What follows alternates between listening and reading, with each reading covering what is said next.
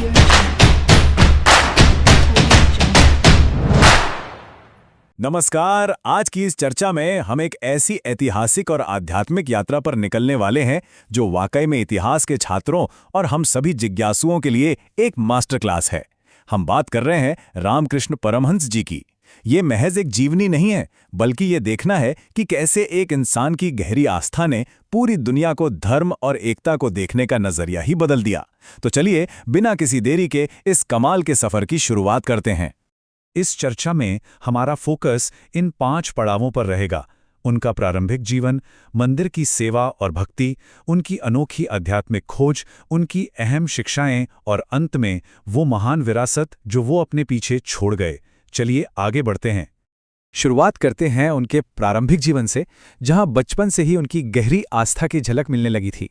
ऐतिहासिक नजरिए से देखें तो किसी भी महान हस्ती को समझने के लिए उसकी जड़ों को समझना बहुत जरूरी है। 18 फरवरी 1836 को कामारापुकुर में उनका जन्म हुआ। उनका बचपन बेहद सरल था, लेकिन उनका स्वभाव वो बिल्कुल अलग था। सोचिए, वो इतने संवेदनशील थे कि एक बार आसमान में घने काले बादलों के सामने उड़ते हुए सफेद बगुलों को देखकर ही वो इतनी गहराई में चले गए कि समाधि की अवस्था में पहुंच गए। ये कोई आम बात नहीं है।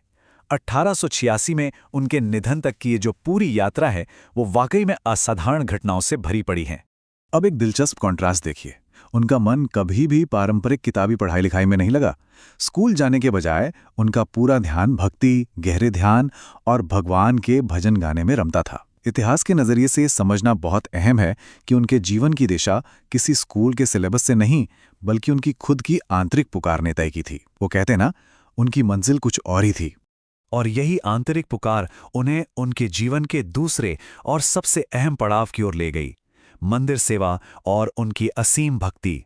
बड़े होने पर उनकी ये अथाह भक्ति उन्हें कलकत्ता के मशहूर दक्षिणेश्वर काली मंदिर ले आई, जहां वो मुख्य पुजारी बने। लेकिन ध्यान रहे, ये उनके लिए सिर्फ एक काम या नौकरी नहीं थी। मां काली के प्रति उनका समर्पण इतना तीव्र था कि वो असल में उनसे बातें करते थे, उन्हें अपने हाथों से खाना खिलाते थे, मानो वो साक्षात उनके सामने खड़ी हों। वो अक्सर ध्यान में इतने डूब जाते थे कि उन्हें बाहरी दुनिया का होश ही नहीं रहता था। अब आते हैं उनके जीवन के सबसे क्रांतिकारी पहलू पर, उनकी आध्यात्मिक खोज और सभी धर्मों की एकता का उनका संदेश। यहां एक बहुत ही बड़ा सवाल उठता है जिस पर हम सबको गौर करना चाहिए। आखिर उन्होंने ईश्वर का अनुभव किया कैसे? क्या उन्होंने सिर्फ एक ही घिसा-पिटा रास्ता अपनाया, या फिर परम सत्य को खोजने का उनका तरीका कुछ हटकर था? इसका जवाब बड़ा ही हैरान करने वाला है। उन्होंने खुद को कभी किसी एक धार्मिक दायरे में बांध कर नहीं रखा। उन्होंने अलग अलग धर्मों की साधना को पूरी गहराई से जिया। उन्होंने इस्लाम के रास्तों का पालन किया, और यहां तक कि उस दौरान उन्होंने हिंदू मंदिरों में जाना भी पूरी तरह छोड़ दिया था। इसके बाद उन्होंने ईसाई धर्म का भी अभ्यास किया, जहां उन्हें साक्षात ईसा मसीह के दर्शन हुए। जरा सोचिए, 19वीं सदी के समाज में इतने अलग अलग धर्मों को इस तरह खुद आजमाना कितना बड़ा और क्रांतिकारी कदम था। इन तमाम अलग अलग आध्यात्मिक रास्तों पर चलने के बाद वो एक बेहद सरल लेकिन पावरफुल नतीजे पर पहुंचे। सभी धर्म एक ही भगवान तक ले जाते हैं। उन्होंने दुनिया को बहुत ही खूबसूरती से समझाया कि जैसे अलग अलग नदियां आखिरकार एक ही समंदर में जाकर मिल जाती हैं, बिल्कुल वैसे ही सभी धर्मों का अंतिम लक्ष्य उसी एक परम सत्ता तक पहुंचना है।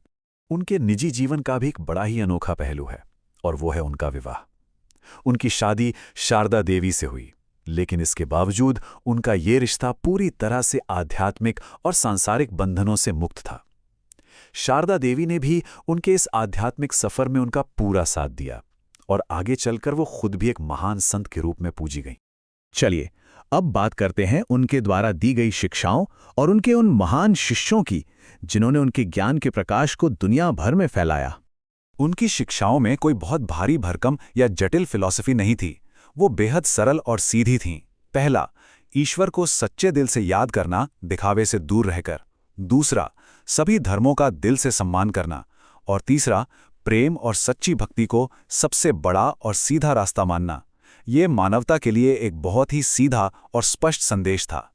अब एक सच्चे गुरु का ज्ञान दुनिया भर में कैसे फैलता है, इसका सबसे जीता जागता उदाहरण है उनके शिष्य स्वामी विवेकानंद। स्वामी जी ने अपने गुरु के सर्वधर्म संभाव और वेदांत के इस ज्ञान को सिर्फ भारत तक ही सीमित नहीं रखा, बल्कि उसे पूरी दुनिया के सामने डंके की चोट पर रखा। ये एक गुरु की गहरी शिक्षा और एक शिष्य की अपार ऊर्जा का एक कमाल का संगम था। और इसी के साथ हम आते हैं इस चर्चा के आखिरी पड़ाव पर, एक महान विरासत। 16 अगस्त 1886 को कलकत्ता में अपने शरीर का त्याग करने के दिन तक वो पूरी तरह से ईश्वर की भक्ति और उसी ज्ञान की अवस्था में रमे रहे। उनका पूरा का पूरा जीवन शुरुआत से लेकर अंत तक आध्यात्मिक साधना और अटूट समर्पण का एक बेमिसाल उदाहरण बन गया। इतिहास और दर्शन के छात्रों के लिए इस पूरी महान जीवन यात्रा को याद रखने का एक बहुत ही शानदार और आसान तरीका है। इसे सिर्फ 4 स्टेप्स में बांट लें। पहला, उनके बचपन की वो गहरी भक्ति। दूसरा, मंदिर में उनकी अटूट और निरंतर सेवा। तीसरा, सभी धर्मों को एक मानने की उनकी क्रांतिकारी सोच। और चौथा, विवेकानंद जैसे विश्व प्रसिद्ध शिष्य का निर्माण। इस आसान से फ्रेमवर्क से आप इस पूरी ऐतिहासिक जीवनी को कभी नहीं भूलेंगे।